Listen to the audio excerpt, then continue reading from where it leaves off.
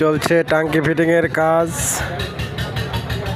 দেখেন দুই পণ্ডিত যখন একখানে হয় তখন কাজের মান কিরকম হয় দেখেন আপনারা। ঠিক আছে, দেখেন এক পণ্ডিত ভিতরে ঢুকছে। আস্তে, ঠিক আছে। কি সুন্দর। আর শান্তি শান্তি।